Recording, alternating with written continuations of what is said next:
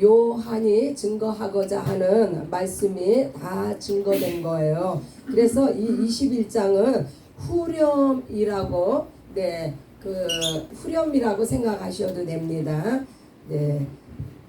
자, 그 3절로 3절을 보시기 전에 이 장면이요, 예수님께서 이제 세 번째로 제자들에게 모습을 나타내셨는데, 이때의 제자들의 상황과 상태가 다시 이들이 이 2절로 말씀을 보면요, 이 제자들이 이제 부활하신 후에 두 번째 나타나셔서 예수님이 살아나신 것을 확인을 시켜 주셨는데도 불구하고 이들이 다시 이제 고기 잡으러 옛날 생활로 지금 되돌아가고 있어요. 그래서 시몬 베드로와 또 다른 제자들이 시몬 베드로가 나는 물고기 잡으러 가노라 다시 옛날 생활로 다시 돌아가고 있습니다. 그래서요, 이 사건을 보면은 우리가 타임머신을 타고 예수님이 3년 반 동안 제자들과 함께 계셨는데 처음에 제자들을 콜링하실 그 모습으로 우리가 한번 다시 돌아가 봅니다. 누가복음 5장 5절이에요. 누가복음 5장 5절을 보면은 이때는 이때 예수님께서 콜링하시기 직전에 베드로 시몬이 대답하여 가로되 선생이여 우리가 밤이 맞도록 수고하였으되 얻은 것이 없지만은 말씀에 의지하여 내가 그물을 내리리이다. 이때도 제자 시몬이 이제 고기를 잡는데 하나도 잡지 못했어요. 하나도 잡지 못한 그 현장에 예수님이 나타나셔서 깊은 데에 가서 그물을 던지라 이렇게 말씀하셨을 때 베드로가 밤이 맞도록 내가 고기를 잡았지만은 얻은 것이 하나도 없다고 이렇게 이야기를 합니다. 그러나 말씀에 의지하여서 그물을 내린즉 고기를 애운 것이 심히 많아 그물이 찢어지느니라. 이때에 이 상황을 직면한 베드로가 예수님 앞에 무릎을 꿇습니다. 주여 나를 떠나소서 나는 죄인이로소이다. 이러한 경험을 가지고 이제 예수의 제자가 되었는데 예수님께서 3년 반 동안에 누가복음 5장 10절에 보면요, 시몬 베드로가 예수님한테 무릎을 꿇자 예수님이 이제 말씀하십니다. 무서워 말라. 이제 후로는 내가 사람을 취하리라. 그래서 그 말씀을 듣고 이제 예수님을 쫓는 제자들이 되었는데 이제 예수님께서 3년 반 동안에 실컷 가르치시고 죽으시고 부활하실 것까지 다 가르치셨는데 그럼에도 불구하고 예수님이 막상 돌아가셨으나 다시 살아나셨음에도 불구하고 이 제자들이 무엇을 어떻게 할지를 몰라서 다시 고기를 잡으러 갑니다. 그러나 똑같은 상황이 지금 재현이 됩니다. 그들이 이 밤에 아무것도 잡지 못하였더니 다시 고기 잡으러 갔으나 아무것도 또 잡지 못했어요. 처음 예수님을 만날 그때의 상황하고 똑같은 일이 벌어졌습니다. 그러나 예수님께서 이제 이들 앞에 나타나셔가지고 그물을 배 오른편에 던지라 하고 이렇게 명하십니다. 이 말씀을 듣고 그물을 던졌더니 고기가 많아 그물을 들 수 없더라. 여기서 우리가 예수님께서 왜 이렇게 똑같은 장면을 재현하시느냐. 이것은요, 예수님께서 이제 정말 마지막으로 마지막 승천하시기에 앞서서 이 제자들을 다시금 이제 당부하시기 위해서, 그래서 예수님께서 이제 이 베드로가 이 밤에 아무것도 잡지 못하였다. 이 밤이라고 하는 거는요, 예수님이 말씀하셨죠. 너희가 밤에 다니며 실족하리니, 이 밤은요, 네, 세상을 의미합니다. 네, 이 세상 가운데 너희가 있으면은, 네, 너희는 실족할 뿐이지 아무것도 너희가 얻는 거, 네, 실제로 밤에 고기를 잡았으나 아무것도 얻은 것이 없잖아요. 그러나 네, 예수님께서 네, 그물을 배 우편에 던지라 말씀하셨을 때에 예수님이 날이 새어갈 때 예수님이 바닷가에 서 계셨다고 했어요. 여기서 밤이 나오고 낮이 나오는데,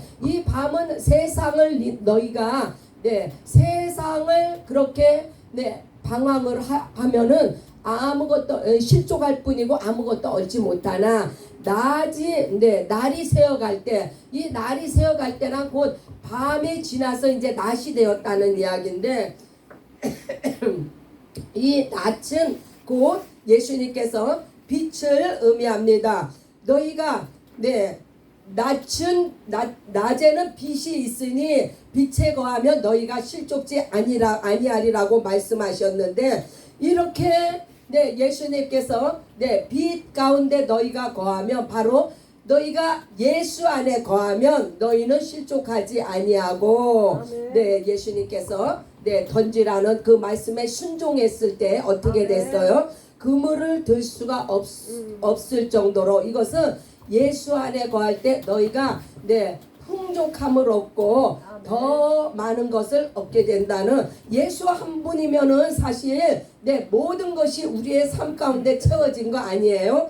네, 영육이 네, 우리가 영육이 예수 안에서 네, 얼마나 많은 것으로, 첫째는 생명을 얻지 않았습니까? 영생을 얻지 않았습니까?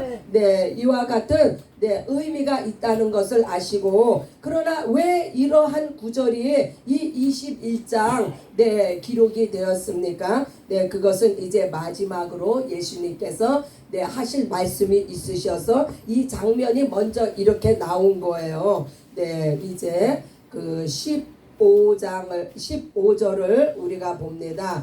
네, 15절을 보면요, 15절로 17절까지 예수님께서 이제 네, 베드로에게 내가 나를 사랑하느냐고 3번을 이야기하시는데, 이것은 예수님께서 마지막 순간에 이제 다시금 이제 제자들을 깨우치시는데, 이때는 네, 내가 나를 사랑하느냐, 이것은요, 네, 예수님께서 레마로 네, 가르치시는 말씀이에요. 레마의 말씀, 네, 땡큐. 레마의 말씀은 네, 그 레마의 교육을 받으면요, 네, 이제 그 한계를 느끼게 돼 있어요. 네, 이때는 아직 성령이 임하시기 전이기 때문에. 그래서 네, 베드로가 내가 나를 사랑하느냐 했을 때, 네, 내가 주를 사랑하나이다. 네, 내가 주를 사랑하는 줄 주께서 아시나이다. 이렇게 대답을 했다가 마지막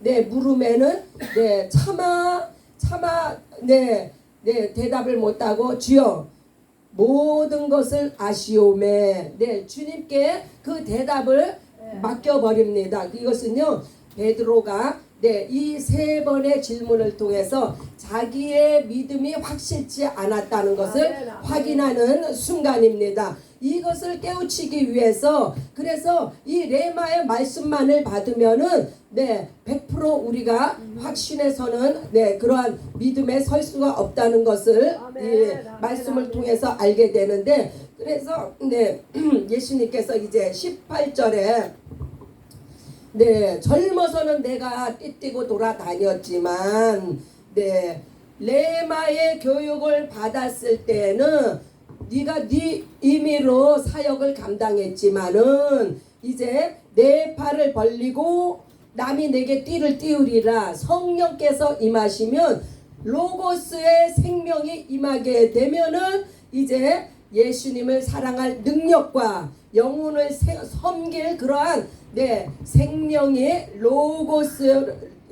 로고스의 말씀이신 네, 성령께서 임하실 때 이런 확신이 생긴다는 것을 네, 지금 가리키고 계십니다. 그 후에 어떻게 됐습니까? 19절에 보면은 이 예수님께서 이 말씀을 하신 결과로 베드로가 어떠한 죽음으로 하나님께 영광을 돌릴 것이라 하는 이 말씀을 하셨는데, 베드로가 어떠한 죽음으로 하나님께 영광을 돌리게 된다. 이것은요, 로고스의 그 생명이 성령께서 임하심으로 베드로가 이제 성령께서 인도하시는 대로 마지막 사명을 죽음으로 감당하는 것을 이야기합니다. 그러할 때 이 베드로의 마지막 이 생명을 바친 사역을 통해서 하나님께서 영광을 받으신다는 말씀입니다.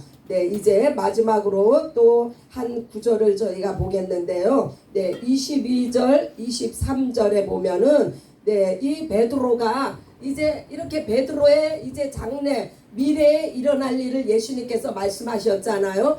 이 호기심이 많은 베드로가 이제 예수님 앞에 그러면 여기 예수님의 품속에서 사랑을 받던 이자는 그러면 어떻게 되겠습니까? 하고 물어봅니다. 그때 예수님께서 말씀하십니다. 내가 무슨 상관이냐?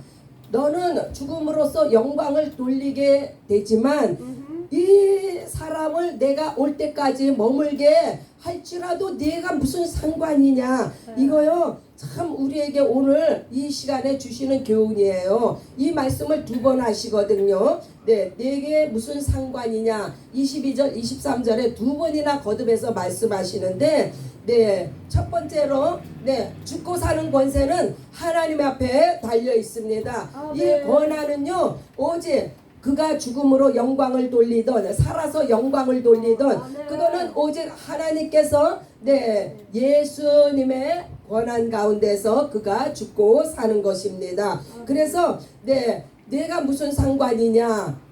이 말씀의 의미는 우리가 포괄적으로 넓게 보면은 이 세상에 얼마나 요동치며 이 세상에 얼마나 정말 수많은 일들이 세계 곳곳에서 일어나며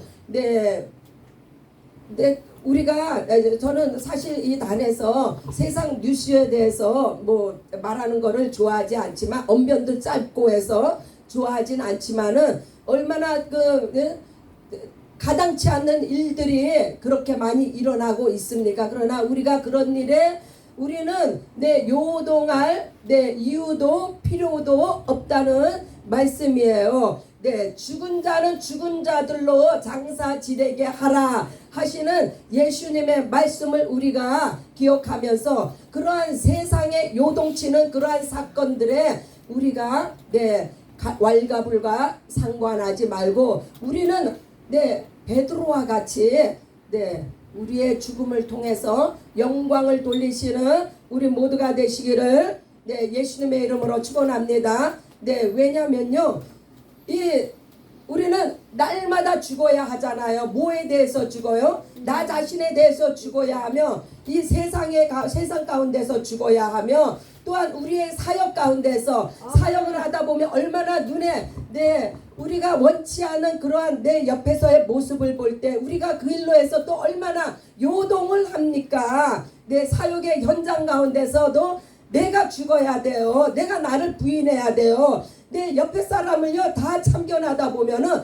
정작 내 사명을 잃어버릴 수가 있어요. 왜요? 그렇게 망가지를 다 참여를 하면은 내가 번아웃이 돼가지고 내가 실족하게 되는 거예요. 그래서 우리의 신앙생활이 물론 업앤다운 하지만은 이런 옆에 사람을 네가 무슨 상관이냐? 그도 내가 내 종인데 네가 무슨 상관이냐? 이 말씀을 오늘 우리가 그 사역 가운데 깊이 생각하시면서 오직 내 사명, 내게 주신 내 사명을 잘 감당하시게 되는 저와 여러분들이 되시기를 예수님의 이름으로 축복합니다. 그래서 이제 요한복음 21장 요한복음은요 이것을 기록한 목적이 분명하잖아요. 예수께서 하나님의 아들이심과 그가 기름 부은 그리스도로 이 땅에 오신 거, 이것을 믿음으로 말미암아 너희에게 생명이 있게 하려 함이라고 말씀하셨는데, 우리는 이 생명을 증거하는 일에 전심을 다하는 우리의 목숨을 다하는 우리 모두가 되시기를 예수님의 이름으로 축복합니다. 위아 1000 미셔너리.